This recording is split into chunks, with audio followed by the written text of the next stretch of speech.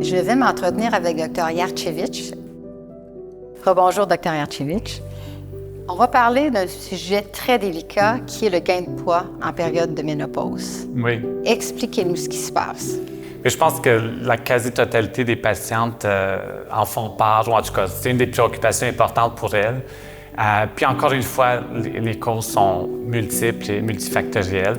Il y a un changement de métabolisme qui s'installe tranquillement avec le temps, puis l'âge, puis ça se manifeste souvent à la périménopause puis à la ménopause. Donc, le métabolisme ralentit tranquillement avec le temps. En même temps aussi, un changement au niveau de la composition du corps. Donc, on perd de la masse musculaire avec le temps, puis on gagne en masse graisseuse qui consomme beaucoup moins d'énergie au repos que le muscle le fait. On sait aussi, par exemple, des phénomènes de résistance à l'insuline qui se produisent dans cette période-là aussi. Donc, tous ensemble, probablement, contribuent. Mais ça, c'est une partie, probablement, de la problématique. Après ça, il y a aussi ce qu'on fait dans notre quotidien en termes d'alimentation et en termes d'exercice aussi. Donc, juste de maintenir son poids actuel, par exemple, va demander beaucoup plus d'efforts en termes d'exercice physique qu'avant. Puis imaginez, si on veut en perdre, il faut encore en faire beaucoup plus. Alors, en résumé, par rapport à ce qui a trait au gain de poids périménopause, qu'est-ce que vous suggérez de faire aux patientes? Bien, je pense qu'on revient souvent à la même chose, qui est en fait avoir de bonnes habitudes de vie. Hein. Ça commence par une alimentation saine, réduction des fois des calories superflues, surtout dans l'alcool, hein. Avoir une consommation saine, modérée d'alcool, entre autres. Donc, privilégier des exercices qui augmentent la masse musculaire. Donc, au-delà de l'impact sur le poids, une meilleure masse musculaire, eh bien, ça a un meilleur impact sur notre stabilité, la prévention des chutes. Et aussi, ce type d'exercice a un meilleur effet sur la masse osseuse, donc sur la prévention des fractures ostéoporotiques, par exemple. Merci de ces précieux conseils, Dr. Yarchevich. Maintenant, on va aborder un sujet un petit peu plus délicat, qui est les problèmes de peau, souvent rapportés avec le vieillissement ou l'apparition de la ménopause. Pouvez-vous nous expliquer un peu ce qui se passe à ce niveau-là? Mais encore une fois, on a tous une génétique propre à chacun de nous. Alors, probablement, il y a des individus dont la génétique est meilleure que d'autres en ce qui a trait au vieillissement de la peau. La peau aussi contient d'énormes quantités de récepteurs aux estrogènes, donc c'est pas étonnant que les gens se plaignent d'une diminution de l'hydratation de la peau qu'on attribue parfois à cette hormone-là. Donc, tout ça peut avoir un impact sur la peau. Par ailleurs, il y a aussi, encore une fois, des habitudes de vie ou ce qu'on fait dans le quotidien qui peut avoir un impact. Peut-être pas dans les médias, mais malheureusement, c'est des choses qu'on a fait peut-être dans le passé, comme l'exposition au soleil, une protection inadéquate contre les rayons UV, la cigarette aussi. Donc ça, ce sont des choses qui définitivement nuisent à la qualité de la peau et dont les effets se font sentir sur le long terme, par exemple. Est-ce que vous pensez qu'il y a aussi des problèmes structuraux autres que la peau qui pourraient avoir une influence? Il y a probablement aussi des changements au niveau de l'ossature, ou en fait un remodelage osseux qui se fait sur l'ensemble du corps, puis le visage aussi en fait partie.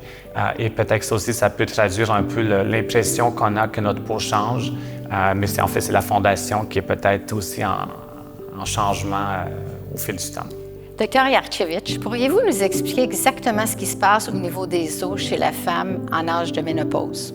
Donc, il y a tout simplement une perte de la densité osseuse qui est en grande partie due à la diminution puis éventuellement une baisse importante des estrogènes circulants. Lorsque la densité est très basse, on parle d'ostéoporose et cela met la femme à risque de fracture, par exemple ostéoporotique, des fois spontanée ou suite à une chute. Lorsqu'une femme a de l'ostéoporose, elle n'a pas nécessairement de la douleur.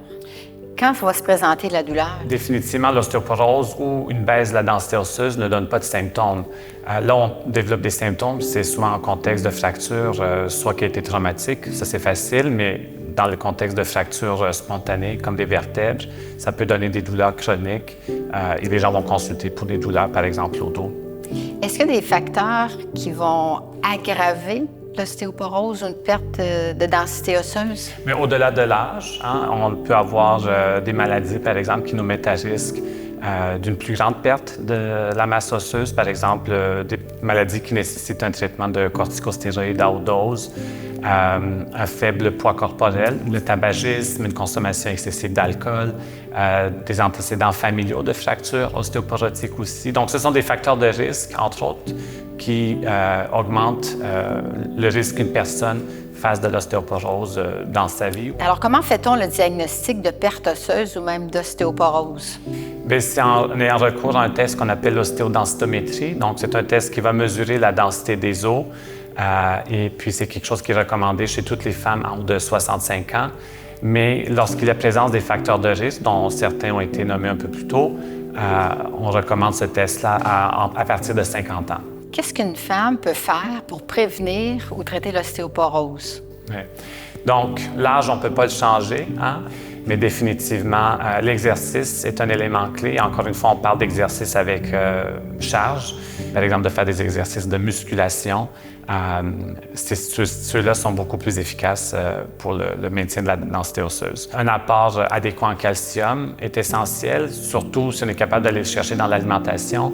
Et définitivement la vitamine D, dont on manque beaucoup ici en Amérique du Nord. On remarque que vers l'âge de la ménopause, c'est là qu'il y a plus d'événements cardiovasculaires chez les femmes, alors que chez l'homme, ça se passe un peu plus tôt. Comment vous expliquez ça, cette différence? Oui.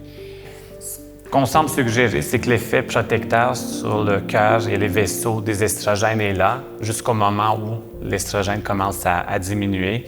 Et c'est là, autour de la cinquantaine, qu'on voit une apparition des problèmes cardiovasculaires chez la femme. Puis autour de la périménopause, il y a d'autres changements aussi qui surviennent. L'effet direct de la ménopause en tant que tel sur tous ces changements qui surviennent n'est pas très bien établi, mais définitivement, on voit qu'il y a des changements au niveau du cholestérol qui surviennent, de la façon dont les vaisseaux réagissent au stress, par exemple. Les femmes qui ont des symptômes vasomoteurs sont plus à risque de développer des troubles ou des maladies cardiovasculaires que celles qui n'en ont pas. Celles qui font de l'insomnie aussi, des études le démontrent, en plus aussi d'avoir plus de risque de dépression, par exemple. Donc, tout ça mis ensemble contribue à une augmentation ou en tout cas une modification du système cardiovasculaire et qui met la femme davantage à risque de problèmes à ce moment-là. Une fois que ça s'est établi, quelles recommandations faites-vous aux patientes pour leur protection cardiovasculaire? Encore une fois, on revient beaucoup aux habitudes de vie, donc maintenir un poids santé, faire de l'exercice régulièrement, ne pas fumer, avoir une alimentation saine, diversifiée, faible en gras. Est-ce qu'il y a de la place pour l'hormonothérapie de remplacement dans la maladie cardiaque? Pour le moment, ce n'est pas une indication primaire, donc on ne donne pas des hormones en vue de prévenir des maladies cardiovasculaires, bien qu'on sait que les femmes qui en prennent à un moment précis, donc dans les 10 ans suivant la ménopause ou entre 50 et 60 ans, on voit une réduction de la maladie cardiovasculaire chez ces femmes, mais l'indication principale demeure le traitement des symptômes vasomoteurs modérés à sévères. Dr. Yarchevitch, je vous remercie grandement pour tous ces précieux conseils et votre disponibilité. Merci, ça m'a fait plaisir.